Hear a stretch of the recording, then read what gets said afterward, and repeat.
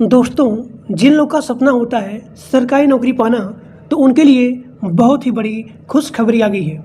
यानी कि assistant teacher यानी कि प्राइमरी टीचर। तो यहाँ पे प्राइमरी टीचर का वैकेंसी आ गया है। और सबसे खुशी की बात यह है कि जिनके पास बीएड नहीं है तो वो लोग भी इस फॉर्म को अप्लाई कर सकते हैं, क्योंकि असिस्टेंट टीचर यानी कि प्राइमरी टीचर यहाँ पे आपको बीएड की डिग्री मांगा नहीं गया है। यानी कि here are not requirement of BEd degree or BEd qualification. तो आप सभी लोग ध्यान से वीडियो पूरा देखिए। इस फॉर्म को अप्लाई करने के लिए, इस जॉब को अप्लाई करने के लिए आपके पास कौन सी क्वालिफिकेशन होनी चाहिए, आपके पास कौन सा डिग्री होना चाहिए और आपका एज कितना होना चाहिए, किसको कितना छूट मिलेगा, और यहाँ पे सबसे मोस्ट इम्पोर्टेंट डॉक्यूमेंट वेरिफिकेशन। अगर आप लोग के पास जो बताऊंगा डॉक्यूमेंट, वो डॉक्यूमेंट नहीं रहेगा तो आप सभी लोग इसके फॉर्म को अप्लाई नहीं कर सकते हैं। अब यहाँ पे आप सभी लोग देख सकते हैं, यहाँ पे इस पोस्ट का नाम है असिस्टेंट टीचर यानी कि प्राइमरी टीचर। आपको यहाँ पे क्लास 1 से लेकर के 5 तक के बच्चों को पढ़ाना है। क्लास 1 से 5 तक। देखिए यहाँ पे लिखा गया पोस्ट कोड, और यहाँ पे नेम ऑफ पोस्ट, और यहाँ पे नेम ऑफ डिपार्टमेंट, किस कास्ट में कितना पोस्ट आया है, यहाँ पे सारा चीज़ लिखा गया है। यहाँ पे यूआर के लिए यहाँ पे टोटल है वो है 502, और ओबीसी के लिए 306, एससी के लिए 166, और यहाँ पे एसटी के लिए यहाँ पे दिया गया है एसटी के लिए 69। तो यहाँ पे जो भी यहाँ पे कैटेगरी है UR, OBC, SC, ST, EWS, तो यहाँ पे सारा यहाँ पोस्ट दिया गया है। तो यहाँ पे आपके एजुकेशन के हिसाब से भर्ती आया है असिस्टेंट टीचर का। और हम यहाँ देखते हैं कि इस फॉर्म को अप्लाई करने के लिए आपके पास कौन सी डिग्री होनी चाहिए। देखिए इस पोस्ट का नाम है असिस्टेंट टीचर यानी कि प्राइमरी टीचर। आपको 1 से लेकर के 5 तक के बच्चों को पढ़ाना है। और यहाँ पे दिया गया है DSSB, यानी कि इस संस्था का नाम है DSSB। यही जो है इस पोस्ट को हायर किया है, इस भर्ती को लाया है। DSSB का मतलब होता है दिल्ली सब ऑर्डिनेट सर्विस सिलेक्शन बोर्ड। और यहाँ पे टोटल पोस्ट रहने वाला है 1180। ठीक। और यहाँ पे जो भी इसका नोटिफिकेशन है वो यहाँ पे आउट हो गया है, और इसका जो भी अप्लाई मोड है वो है ऑनलाइन सभी लोग इसके फॉर्म को अप्लाई कर सकते हैं। यहाँ पे दिया गया है कि इस पोस्ट को, इस जॉब को अप्लाई करने के लिए आपके पास कौन सी डिग्री होनी चाहिए। तो यहाँ पे साफ साफ लिखा गया है कि यहाँ पे कोई भी बीएड की डिग्री नहीं मांगा गया है। यानी कि अगर आप 12 पास आउट हो और कम से कम आपका जो भी परसेंटेज है वो है 50%, तब भी आप इसके फॉर्म को अप्लाई कर सकते हैं। जो लोग का DLED है, डिप्लोमा है, वो सभी लोग इसके फॉर्म को अप्लाई कर सकते हैं। लेकिन यहाँ पे मैंडेटरी है वो है सीटेट, यानी कि सीटेट पेपर 1 आपका यहाँ पे क्वालिफाइड होना चाहिए। और सबसे मोस्ट इम्पोर्टेंट वो है लैंग्वेज को लेकर के, यानी कि आपको हिंदी और यहाँ पे इंग्लिश, हिंदी इंग्लिश पढ़ना, लिखना और यहाँ पे बोलना आना चाहिए। अब यहाँ देखिए कैटेगरी के बारे में बात करें तो यहाँ पे एज में भी छूट है। मिनिमम इसका एज है 18 साल, और यहाँ पे मैक्सिमम एज है 30 साल। यानी कि इस फॉर्म को अप्लाई करने के लिए आपका मिनिमम एज 18 साल और यहाँ पे मैक्सिमम एज 30 साल होना चाहिए। और यहाँ पे एज में भी छूट है, यानी कि अगर जो लोग SC ST हैं तो उनको यहाँ पे 5 साल का छूट है, और जो लोग OBC हैं उनको यहाँ पे 3 साल का छूट दिया गया है। लेकिन यहाँ भी आपको डॉक्यूमेंट लगाना पड़ेगा, वो है जाति प्रमाण पत्र यानी कि कास्ट सर्टिफिकेट। जिन लोग के पास कास्ट सर्टिफिकेट है वही लोग यहाँ पे एज में छूट पाएंगे। यानी कि तभी आपको SC ST के लिए 5 साल का छूट और OBC के लिए 3 साल का छूट दिया जाएगा। तो इसका मिनिमम एज है 18 साल और यहाँ पे मैक्सिमम एज है 30 साल। अगर आप OBC हो तो आपको यहाँ पे 3 साल का छूट मिलेगा, यानी कि 18 से लेकर के 33 साल। और यहाँ पे SC ST के लिए यहाँ पे 5 साल का छूट है, यानी कि 30 से बढ़ करके हो जाएगा 35 साल। अब यहाँ देखिए इस फॉर्म को अप्लाई करने के लिए आपका जो भी एप्लीकेशन फीस है वो है जनरल, OBC और यहाँ पे EWS, इसके लिए 100 रुपया है।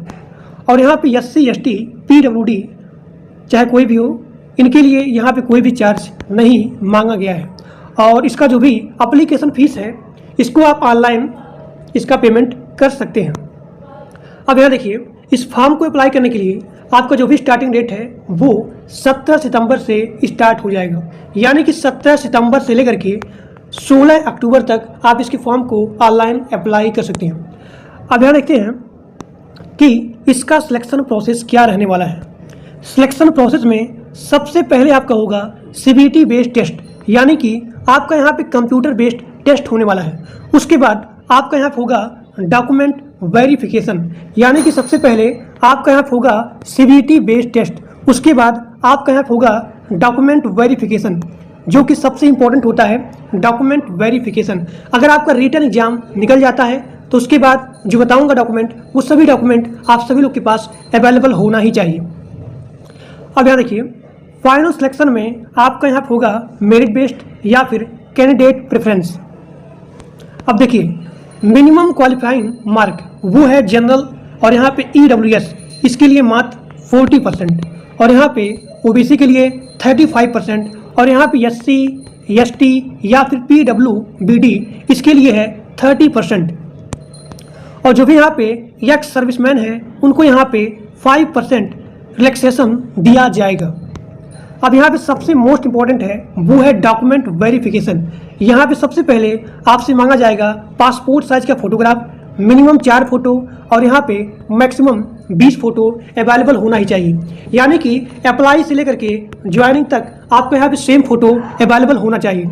उसके बाद सिग्नेचर, और उसके बाद यहाँ पे मांगा जा रहा है बर्थ सर्टिफिकेट।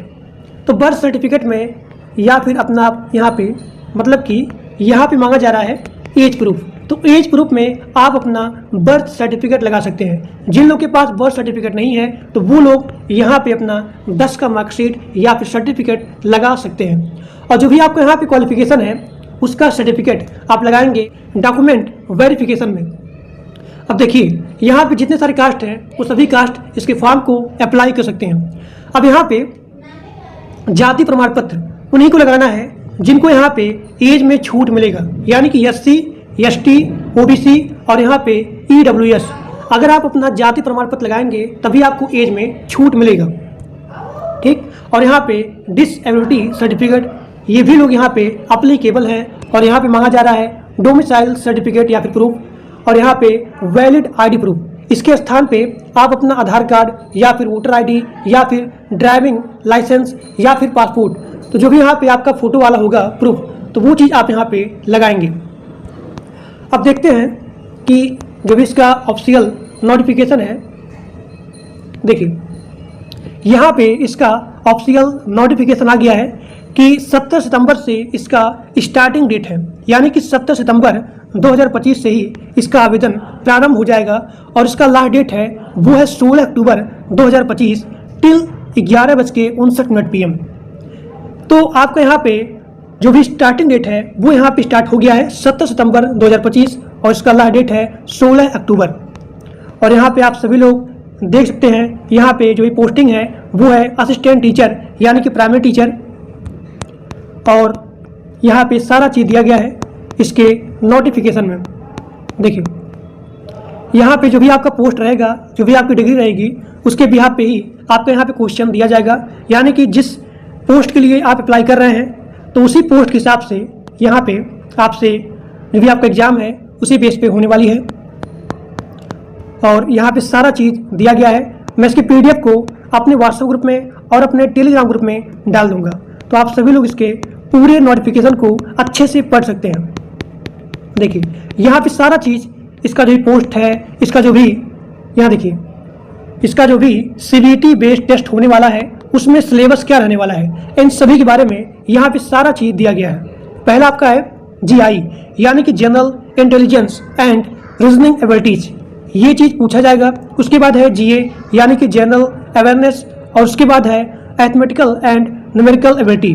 सिंपली कहने मतलब क्या है कि GK आएगा, रीजनिंग आएगा, मैथ आएगा, इंग्लिश आएगा, यानी कि इंग्लिश लैंग्वेज एंड कंप्रीहेंशन, और यहाँ पे हिंदी लैंग्वेज एंड कंप्रीहेंशन। और यहाँ पे टोटल 100 क्वेश्चन रहने वाले हैं 100 नंबर के।